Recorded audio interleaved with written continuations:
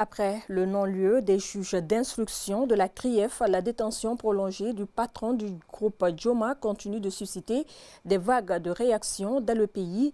Dans la commune urbaine de Kankan, après les acteurs politiques de la société civile et des citoyens, c'est au tour de l'association des mendiants de la Haute-Guinée qui bénéficiait des actes de charité réguliers de l'homme d'affaires et patron du groupe Joma de demander au président de la transition et au ministre de la Justice sa libération.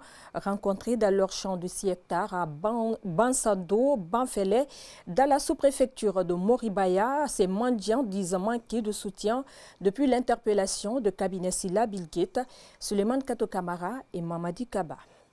Sur le visage de ces personnes déshéritées, c'est la déception et la désillusion.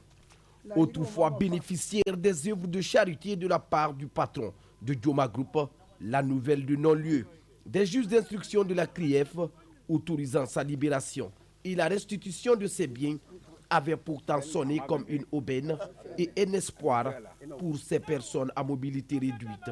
Mais un espoir qui s'est aussitôt transformé en désespoir. Dès que j'ai entendu dans la radio qu'aujourd'hui c'est la libération de M.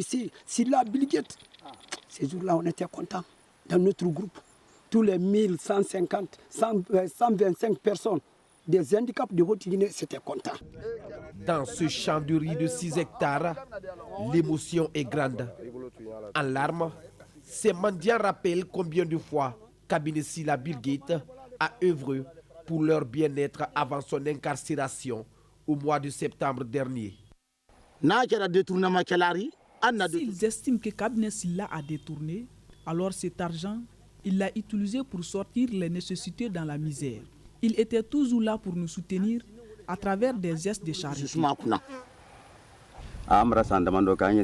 C'est à travers ces accompagnements que nous avons pu investir dans l'agriculture. Mais depuis sa détention, nous n'avons plus de soutien. C'est pourquoi cette année, nous n'avons cultivé que 6 hectares, contrairement aux années précédentes. L'incarcération de l'ancien intendant à la présidence sous le régime d'Alpha Condé représente aujourd'hui un goulot d'étranglement pour ces personnes à mobilité réduite.